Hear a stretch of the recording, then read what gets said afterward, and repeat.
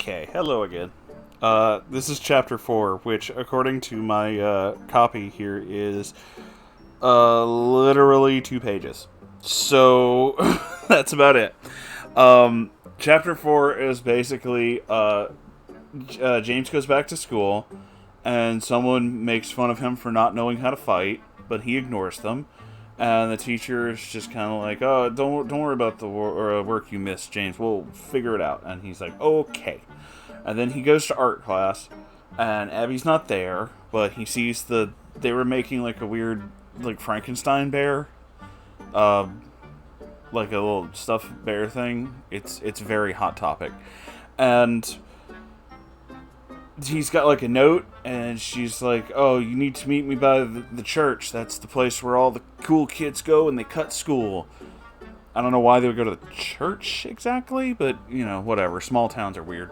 So he goes there, and she's like, "Why did you write that to me?" And he's like, "I wanted to separate myself from everybody else so that you saw me differently."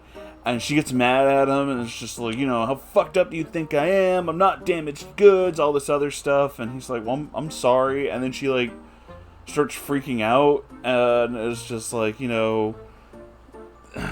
she'd had all these horrible, things happen. It's very vague. But it's all kinds of bad things that, like, ate away at her and, like, killed her soul and all this other stuff. And it's very, like... How can I put this?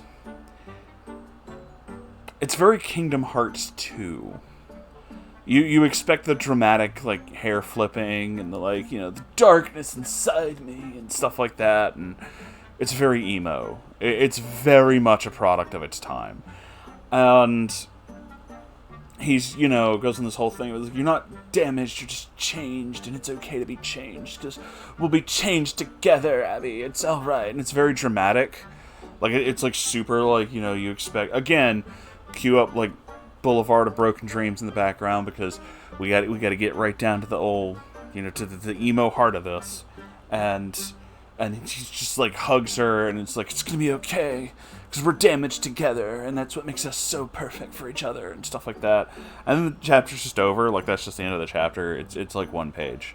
So, yeah, there's really not much to say about it, aside from, like, again, I've said this so many times in every other fucking, like, chapter of this, that it's very fanfiction-y, and it just keeps going that way. It's super fanfiction-y. Like, everything is just, like, it's dramatic but vague. It's all about, like, she was hurt, and the bruises from, like, her ex, but she's got more than that, there's more, like, deeper scars that make her, like, deep and complex, and, like, you just wouldn't understand, Dad, and things like that. But it's super vague, like, it doesn't make any sense as to why that's a thing. And part of it can be said that, it's artistic license, and we don't have to, explain all this stuff right now, like, because this is only, like, chapter whatever, 4 or 5, I don't know, and that you need to, like, read more to, like, understand it, but at the same time, it's this dramatic confrontation about, him being like, "Yeah, but I want to be different so that you'll understand that my feels for you are feeling how I feel with the feels." And she's just like, "You don't understand my feelings are dark and emotional." But we don't have enough established about either of these characters for that scene to make any sense. Like, I get it, they're very, like, deep, but that's about it. Like, okay, but deep how? Like, what do they do? All I know about Abby is that her ex-boyfriend's a dick. They made a Frankenstein bear for art class, which I assume is, like, shades of neon green and brown with, like, red stitching, very Hot Topic.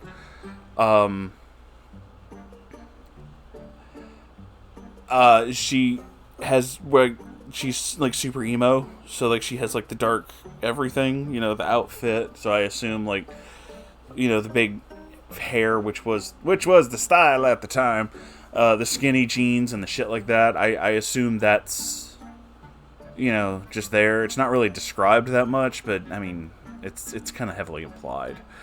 And he's like totes into her. That's about all I know about Abby.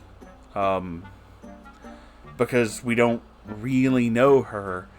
And it's okay for like your main character not to know, his love interest that well in the beginning.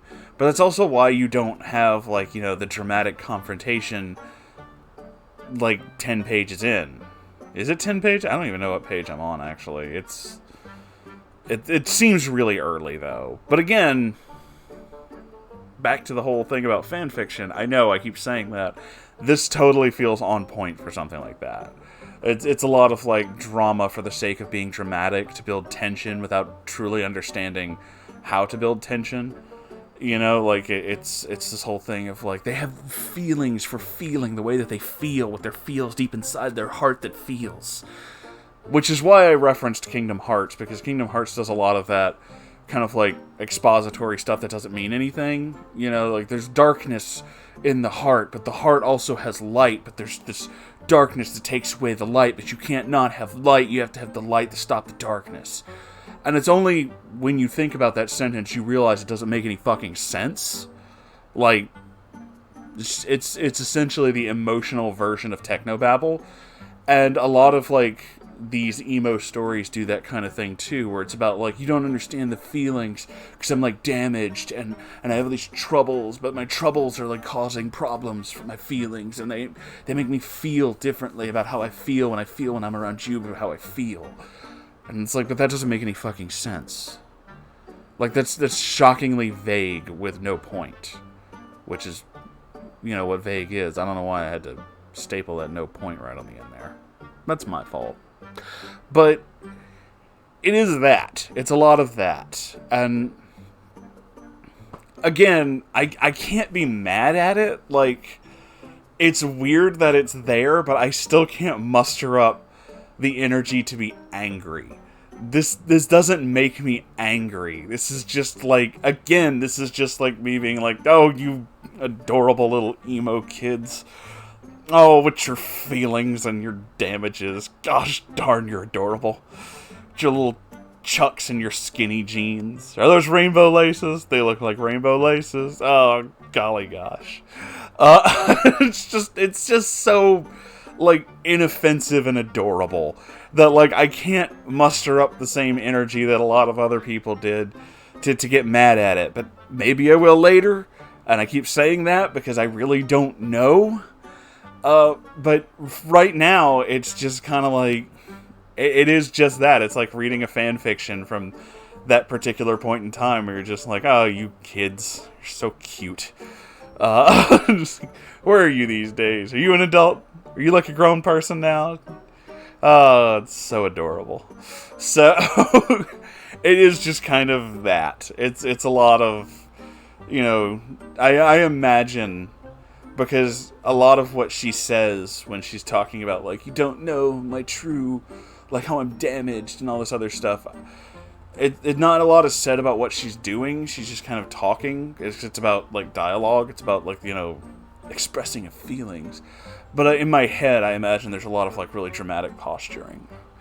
And I'm sure, James is doing the same thing. It's incredibly dramatic. So there's a lot of, like, to throw myself against the wall and just be like, oh, you don't understand the darkness that's in my soul. It's like, no, I can touch the darkness in your soul and bring you light. It's very, yeah, it's adorable. It's so fucking cute. I'm sorry. I think this is, it just brings a smile to my face how, like, shockingly innocent all of this feels. Or it's just like, it's damaged, but you're not. Come on now.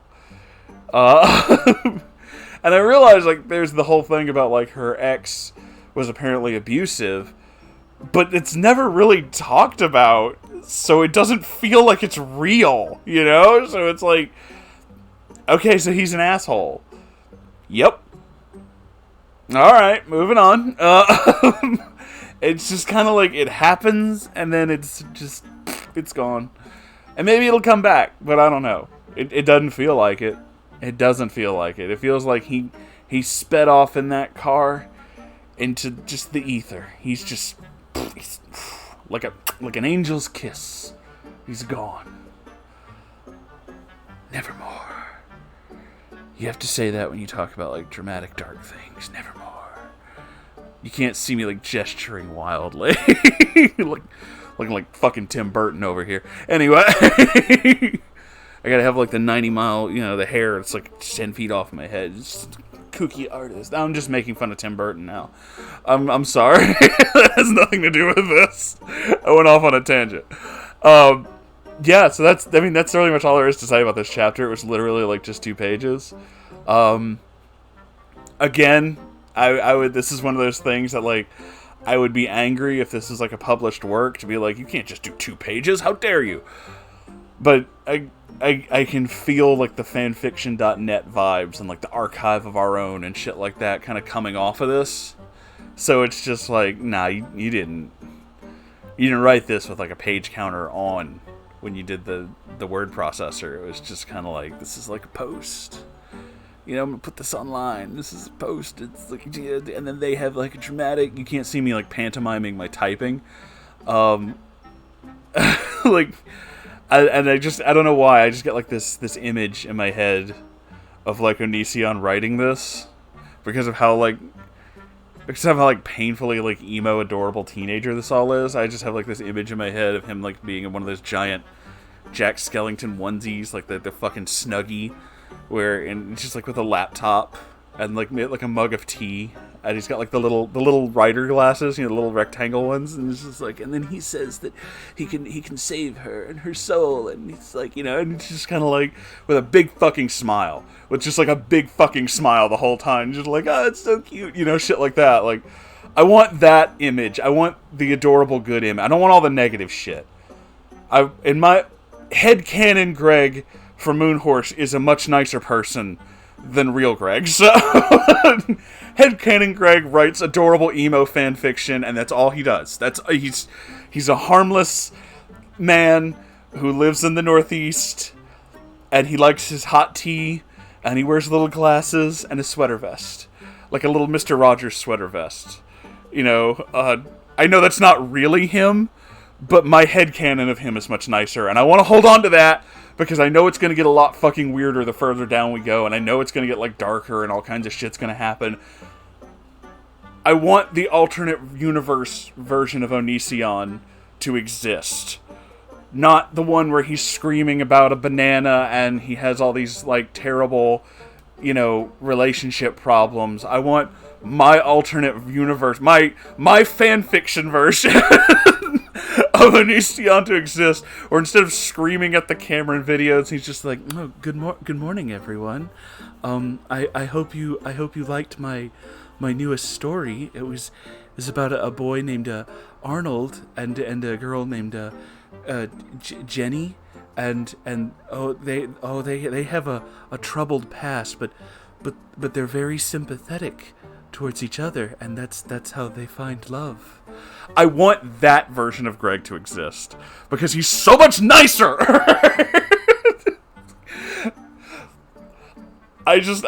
He wouldn't even call himself Onision. I don't know what he would call himself. Milk and honey. Kombucha and sugar. I don't know, something cute. Not the angry man we have now. I don't want him. He's angry and he makes me upset. I don't like that. I like when things were more innocent. This is a whole nother tangent. I'm basically just saying what's on my mind about this because, like I said, this chapter was like 2 pages. There's nothing to it. So you already know what happened. It would have literally taken me more time to read those 2 pages than to make this. That's how short it is. And this is not a long video, so, Anyway, I'm going to stop this here. Thank you all for watching. I'll see you in the next video. I love you all. Okay, bye.